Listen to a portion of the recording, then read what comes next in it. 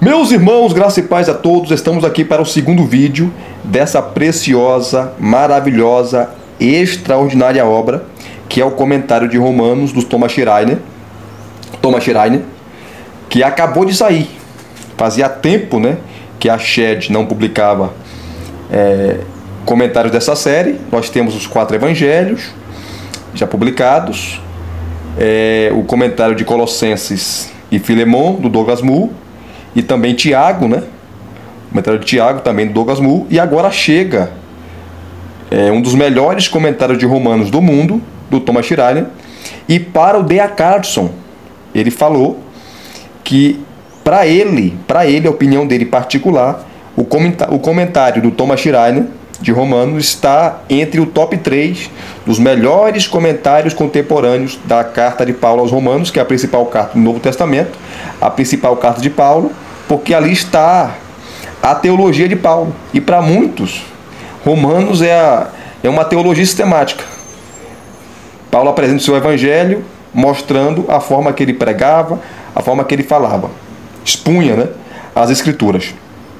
Então, se você não assistiu o primeiro vídeo, assista, que eu falei do currículo teológico, o currículo dele, acadêmico, tá? Thomas Schreiner, ele é calvinista, clássico, né? Defende os 5 pontos do calvinismo. Ele é aliancista e também cessacionista. Então, um comentário assim, maravilhoso. Eu não sou calvinista, tampouco arminiano. Tá? Quem me acompanha aqui sabe, né? Porque a Bíblia não é nem arminiana nem calvinista. Não adianta querermos calvinizar ou arminianizar as escrituras, porque há textos que não vai combinar com a visão soteriológica arminiana e também não vão combinar com a visão soteriológica calvinista. Os autores bíblicos não eram nem calvinistas nem arminianos, até porque esses termos na época nem existiam. Tá? Paulo não conhecia esses termos. Pedro, João, enfim. Tá? Esses termos surgiram séculos, milhares de anos depois. Tá? Mas é bom você conhecer a linha dele. Independente se ele for calvinista, aliancista, cessacionista, o comentário é maravilhoso, é suntuoso, é top demais. E tem mais, o Thomas Schreiner, ele não é prolixo, ele não é técnico, por mais que seja um comentário exegético. E ele é doutor, né, em exegese e hermenêutica, é professor de Novo Testamento já há muitos anos. Ele não complica o texto. Ele faz a exegese do texto e explica de uma maneira que qualquer um entende. Até aquele que não conhece exegese, não conhece hermenêutica, não conhece o texto grego, vai entender aquilo que ele vai falar. E, como eu falei no primeiro vídeo, eu mostrei lá a quantidade de páginas, 1088 páginas, mostrei o currículo dele, acadêmico, e mostrei a primeira parte, né? A parte introdutória. A autoria, a data, enfim, assista o primeiro vídeo lá.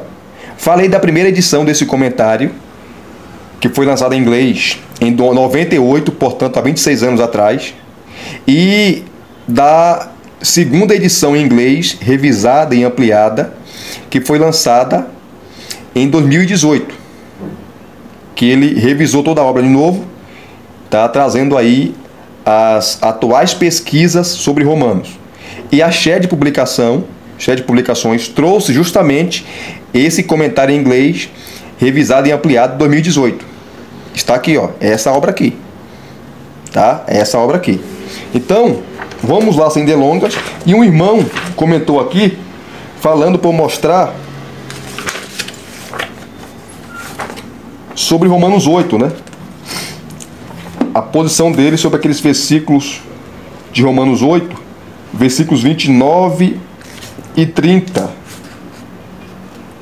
E a posição dele é a posição calvinista, né? Ele vai defender ali a predestinação, enfim. E a eleição nos moldes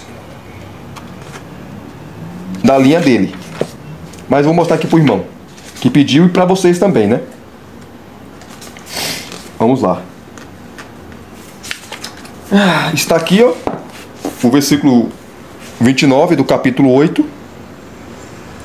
Tá? E volto aqui a falar para vocês. Quem não assistiu o primeiro vídeo, assista lá. Porque o que eu falei lá não vou falar aqui. O segundo vídeo e o terceiro vídeo vai ser para mostrar os textos, alguns textos bíblicos tá? Os comentários dele e a posição dele. Então aqui ele vai trabalhar, tá, a palavra grega que aparece no versículo 29 lá, que é a palavra prognosco, tá? Prognosco ou prognosquem, que é a expressão que foi traduzida para o português, conhecer de antemão. Então, o que significa conhecer de antemão? Ele vai trazer a posição arminiana, que ele discorda, tá? E vai trazer a posição dele, que é a posição calvinista. Mas ele é bem honesto, tá, gente? Porque assim como existe calvinistas desonestos, também existem arminianos desonestos. Há arminianos que não conhecem nada de calvinismo, há arminiano que não conhece nada de calvinismo, fala do calvinismo, mas de uma forma totalmente errada, cria um espantalho. Assim também há calvinistas que falam do arminianismo e também não conhecem nada de arminianismo. Então cria também espantalhos, tá? Então de ambos os lados tem exageros, tá? Eu não vou aqui defender nenhum nem outro, até porque eu não sou nenhum nem outro, né? Eu não sou nem calvinista nem arminiano, como eu já falei para vocês em vários vídeos que eu fiz aqui, tá? Por quê? Porque tem coisa no calvinismo que eu não concordo e também tem coisa no arminianismo que eu não concordo. Eu não abraço o pacote não, completo não. Por que, Elias? Porque as escrituras não é nem arminiana nem calvinista, simples assim. Eu sei que tem gente que vai discordar desse meu argumento, mas é a minha posição. Respeitando você que é arminiano e respeitando você que é calvinista. Tá bom? Não vamos brigar por causa disso, não. Então tá aqui, ó. Ele começa falando, explicando, né, o verbo, né, os termos gregos, e vai expondo. Deixa eu pegar aqui, ó. Cadê? Ele chama, né, aquela Romanos 8, versículo 29 e 30, de cadeia dourada. Não só ele, mas os eruditos, né, que Paulo fala sobre a cadeia da salvação. Deus conhece, Deus justifica, Deus chama e glorifica. É chamada de cadeia dourada. John Stott vai usar a mesma palavra em seu comentário. E esse conhecimento aqui, conhecer de antemão, não é apenas o conhecimento de eu saber o nome da pessoa, conhecer a pessoa, mas o conhecimento aqui envolve eleição, envolve o chamado eficaz, tá? O chamado irresistível, né, para os calvinistas. Então ele faz uma exposição maravilhosa do versículo 29. Só pegar aqui, ó. Essa é a relevância da cadeia dourada, que representa o curso do conhecimento de antemão que Deus tem dos cristãos para a glorificação deles. Em cada caso, Deus é o sujeito dos verbos, pois é Ele quem conhece de antemão, que predestina, que chama, que justifica e que glorifica. O bem iniciado por Ele será concluído por Ele. Aí ele cita aqui outros textos nas cartas de Paulo. Nessa conjuntura, os elos individuais da cadeia têm de ser examinados com mais detalhes. Paulo começa dizendo que Deus predestinou aqueles a quem conhecia de antemão. O entendimento da soteriologia de Paulo é afetado de forma relevante pelo entendimento do verbo prognosquem, que é conhecer de antemão, uma vez que a predestinação para a salvação está limitada aos conhecidos de antemão. E ele vai falar aqui também que tanto a palavra conhecer de antemão e predestinar são quase sinônimas. Ele vai falar aqui também. Alguns argumentam, aqui ele vai falar um pouco da posição arminiana, alguns argumentam que o verbo proegino, conheceu de antemão, aqui tem de ser definido apenas em termos de conhecimento de antemão de Deus. Tá? O conhecimento prévio, né? A presciência. Ou seja, Deus predestinou para a salvação aqueles que viu de antemão que escolheriam fazer parte de sua comunidade redimida. Esse é o argumento arminiano, tá? Que é a eleição pela presciência, né? Essa ideia se ajusta a Atos 26:5 e 2 Pedro 3:17, em que o verbo, né, prognosquem, tem um claro sentido de conhecer de antemão.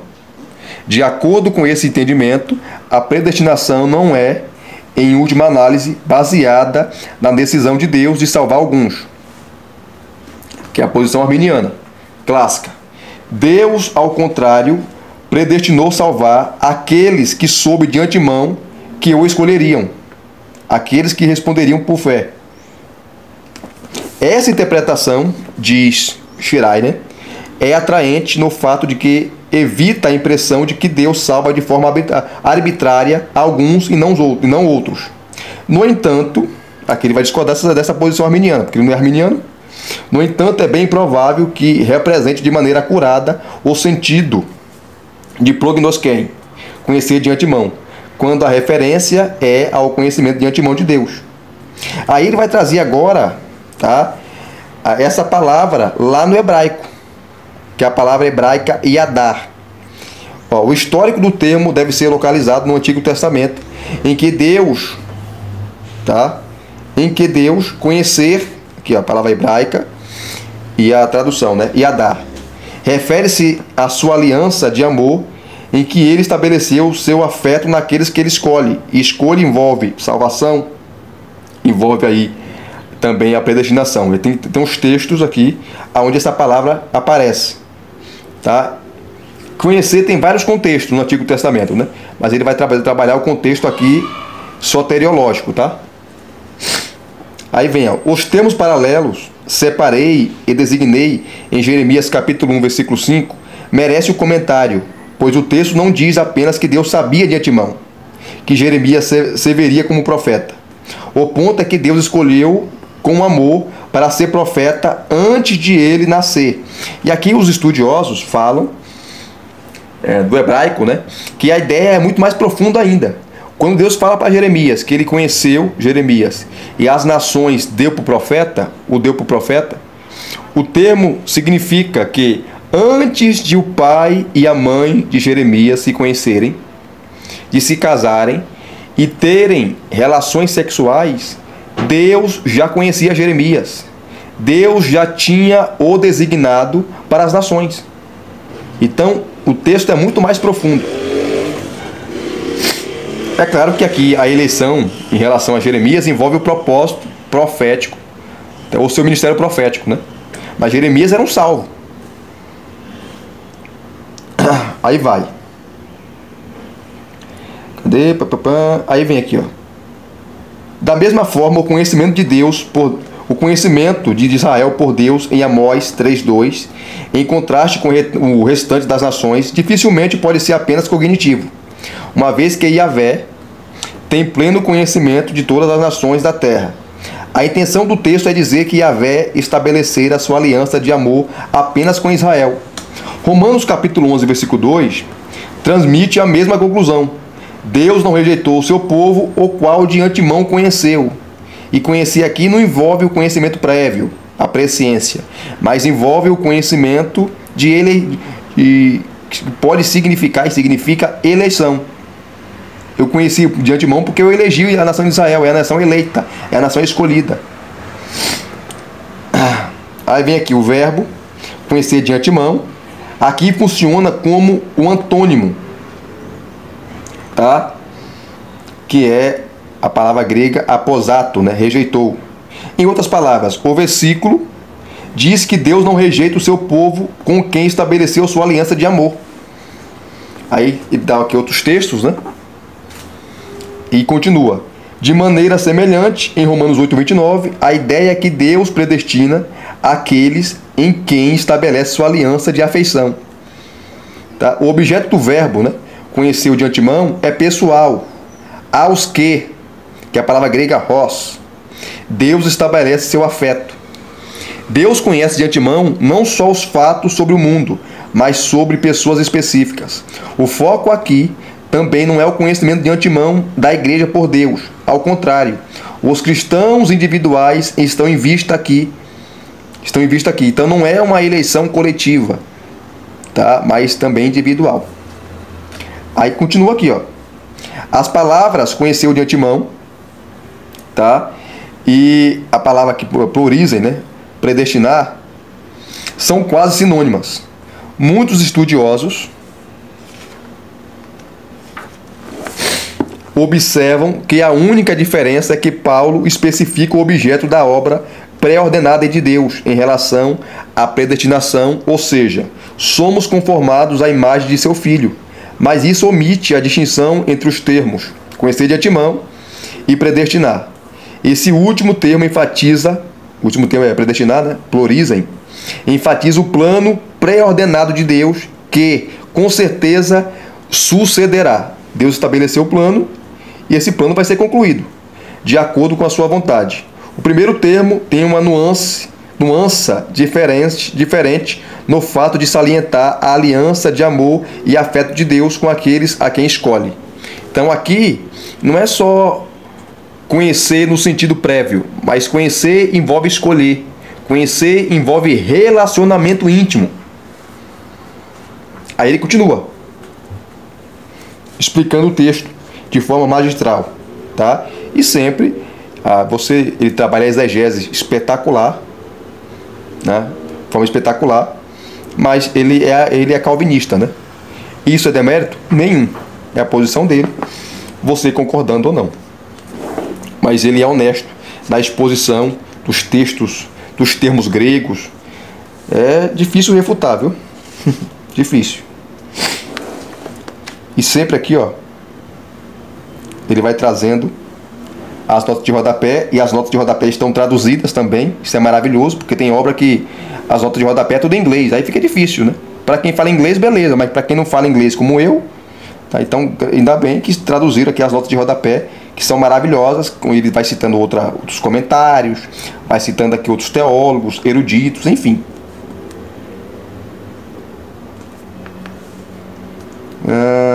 Então ele vai continuar aqui a exposição, esse texto. Aí vem para o versículo 30, tá? Onde ele termina, né? A exposição desse texto maravilhoso. Aí vem depois a certeza de esperança no sofrimento, que é os versículos 31 a 39, onde Paulo conclui o capítulo 8. E todos os capítulos, antes de ele fazer a exposição, a exegese e exposição do texto, trabalhar versículo a versículo, ele vai te dar primeiro uma introdução ao texto para você entender, e depois vai trabalhar os versículos, versículo a versículo. Tá certo? Vamos pegar Romanos 9. Romanos 9, tá aqui, ó. Que ele vai colocar o tema a justiça de Deus para Israel e para os gentios. Tá? E ele vai defender a posição clássica calvinista, né? A dupla predestinação. Romanos 9, eleição. Romanos 10, rejeição de Israel, porque rejeitou o Messias. Romanos 11, redenção. Indo direto ao ponto, tá? Aqui você tem a subdivisão, tá? Que ele vai fazer, que é o quiasmo, né? Você tem o versículo de 1 a 5, o versículo de 1 a 3, você tem a tristeza de Paulo. Paulo está triste, né? Porque Paulo vai explicar um assunto complicado. Porque Israel, com toda a luz que recebeu, com todos os privilégios que Paulo vai listar ali, nos versos 4 a 5, que eles tiveram, eles rejeitaram o Messias. E ele vai explicar isso. Tá? Aí tem aqui, ó, Israel como a descendência, versos 6 a 9, o amor de Deus para o seu povo escolhido, versos 10 a 13, a misericórdia, a vontade e o poder de Deus, versos 14 a 18, a misericórdia, a vontade e o poder de Deus, versos 19 a 24, o amor de Deus, versos 25 a 26, a escolha de Deus por Israel como sua descendência, versos 27 a 29. E Israel aqui é o Israel étnico. Tá? Apesar que Paulo também vai falar do Israel espiritual, né? Quando ele diz, no versículo 6 de Romanos 9, que nem todos descendentes, ou nem todos aqueles que são de Israel são de fato israelitas. Tá? Descendência física não implica descendência espiritual. E ele vai explicar, o Shirai, de forma espetacular, essa questão. Depois, deixa eu pegar os versículos aqui, ó. Depois da introdução ao texto, você tem aqui a promessa de Deus, a promessa de salvação de Deus para Israel, que é os versos de 1 a 29. Aí ele começa a trabalhar, aí vem aqui o texto, né? A primeira subdivisão, a separação de Israel de Cristo, versos de 1 a 5 de Romanos 9. Aí ele vai comentar os versículos de 1 a 2, aí você tem exegese e exposição, ele começa a expor. Foi o versículo 3, depois você tem o versículo 4, é versículo detalhado, tá? Bem detalhado. Versículo 5. Aí vem o versículo 6, cadê? Que é a segunda parte, né? 6 a 13. A promessa de Deus para Israel. E como eu falei para vocês, em todas as subdivisões você vai ter uma introdução do assunto. Bem fácil de se compreender, porque o Schreiner, ele tem um dom. Tem teólogo que é de você ler ele, você não entende nada que o cara fala. Você tem que ler mais de uma vez para tentar entender. Schreiner não. Ele é um comentário exegético, poderoso, maravilhoso, mas você consegue entender. Ele vai direto ao ponto, ele não enrola. Tá? Então ele vai aqui, ó, te dar uma introdução dos versículos 6 a 13. Depois dessa introdução, ele começa a exposição. Exegese e exposição. O versículo 6. Tá? Paulo começa afirmando a tese desses capítulos. A palavra de Deus, as promessas de Deus para Israel não falha. Confere Isaías 40, versos 7 a 8.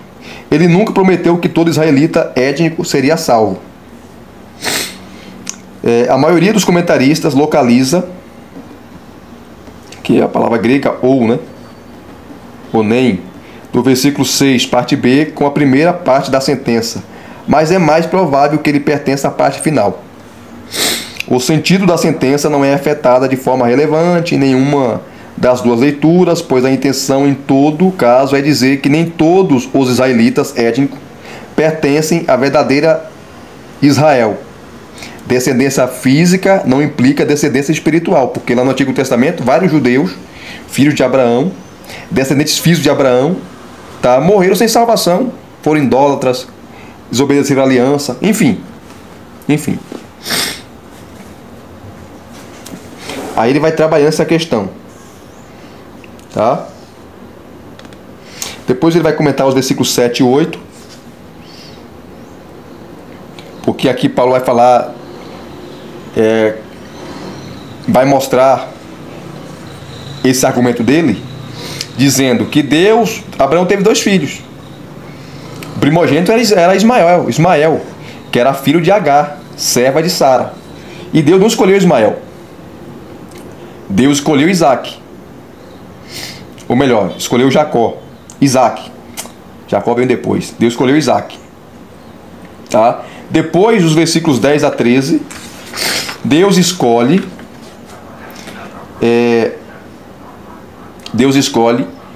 Jacó e não Esaú.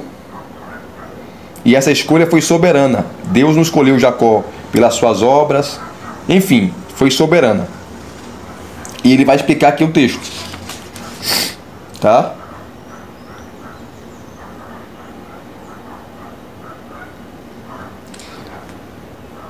A linhagem messiânica passaria não por Esaú, não passou por Ismael, passou por Isaac. Não passou por Esaú, passou por Jacó. De Jacó os 12 filhos, dos 12 filhos a nação escolhida, Israel. Tá? Deus fez assim porque ele é soberano, acabou. Ah, meu Deus do céu. E aqui ele começa a trabalhar algumas questões importantíssimas, como aqui, ó. Salvação e não apenas destino histórico. Porque muitos arminianos, né, vão dizer que o texto de Romanos 9 não fala de eleição para a salvação. Isso aqui é equivocado. Porque o texto fala sim sobre eleição para a salvação. Romanos 9. O texto é claro, queridos. Tá? E eu não sou calvinista, tá? Porque o texto é claro, é só ler Romanos 9 todo. Claro que o argumento não termina em Romanos 9. Termina no capítulo 11, quando Paulo vai falar sobre a eleição sobre o futuro de Israel. E no outro vídeo eu vou mostrar a posição do Schreiner sobre o futuro de Israel. Lembrando que ele é aliancista, ele não é dispensacionalista. Tá? Aí, ó, salvação e não apenas destino histórico. Então o texto envolve soteriologia, salvação, evidente. E tem mais. Esaú e Jacó aqui representa tanto o coletivo, os povos que saíram deles.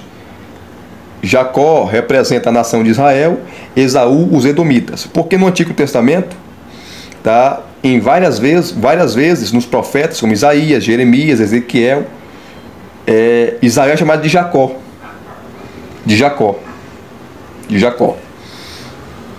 Se referindo à sua eleição. E Esaú se refere aos edomitas, que foram os seus descendentes. Então envolve tanto o coletivo, Jacó como a nação de Israel, Esaú como os edomitas, mas também se refere aos personagens históricos, aos irmãos gêmeos, Esaú e Jacó. Então você tem tanto o individual como o coletivo. Isso aqui é interessante, tá? Então, salvação e não apenas destino histórico. Então, o texto também é soteriológico. Depois, é uma pena que não dá para ler, tá? Por causa do tempo. Então, eu estou aqui simplificando para vocês entenderem. E sempre, ó, trabalhando as notas de rodapé de forma espetacular. Depois ele vai falar, ó, a salvação de indivíduos ou de grupos. A salvação de indivíduos ou de grupos. Outra controvérsia existente é sobre se a salvação prometida aqui se relaciona a indivíduos ou grupos. Muitos optam pela última opção e excluem a primeira, porque Paulo foca a salvação prometida para a Israel coletiva. Argumento em alguma extensão, em outro lugar, que essa dicotomia é falha do ponto de vista lógico e exegético, uma vez que os grupos são sempre compostos de indivíduos, e não é possível ter o primeiro sem incluir o último. Uma coisa está conectada à outra. Nesta conjuntura, devo observar que a seleção de um remanescente fora de Israel implica a seleção de alguns indivíduos fora de um grupo maior. Além disso, a unidade de Romanos 9 a 11 indica que a eleição individual não pode ser eliminada. No capítulo 10, acreditar em Jesus é uma decisão individual, embora Paulo se dirija aos judeus e aos gentios como entidades coletivas. As dimensões individual e coletiva não podem ser separadas uma da outra, no capítulo 10. E o mesmo princípio aplica-se ao capítulo 9. Aqueles que insistem que a eleição é coletiva, a intenção dos capítulos 9 e 11, são inconsistentes quando revertem para a decisão individual de fé no capítulo 10. Os três capítulos têm de ser interpretados juntos, produzindo a conclusão que tanto a eleição coletiva quanto a individual estão envolvidas. E eu concordo com o Schreiner. Aí vem o versículo 10. A promessa feita a Rebeca, né? Que promessa? Baseada no capítulo 25, versículo 23 de Gênesis, que no ventre dela havia duas nações. Tá? Duas nações. Dois povos. E o mais velho, nesse caso primogênito, Esaú, serviria o mais moço, né? No sentido ali da eleição, tá? Da eleição. Porque você nunca vai ver Esaú servindo a Jacó. E você nunca vai ver os descendentes de Esaú, os edomitas, servindo a Israel. Mas ali fala da proeminência, da eleição de Jacó e não de Esaú. A descendência messiânica, a linhagem eleita, o Messias viria da descendência de Jacó e não de Esaú. Aí depois os versículos 11 e 12 parte A, que ele vai trabalhar a natureza da promessa que Deus fez. E cumpriu, né? Evidentemente. Tá? Aí ele vai explicando. No próximo vídeo eu termino, né? O versículo 9. E depois eu vou mostrar para você o capítulo 7. O famoso capítulo 7, dos mais polêmicos aí. Sobre o eu ali de Romanos. Romanos 7. E a posição do Schreiner, né? Do Schreiner sobre Romanos 7. tá bom? Se vocês gostaram do segundo vídeo, deixa aqui o seu like, deixe seus comentários, se inscreva no canal se você não é inscrito e acione o sininho para receberem todas as notificações. Graça e paz mais uma vez. Muito obrigado a todos. Até as próximas indicações.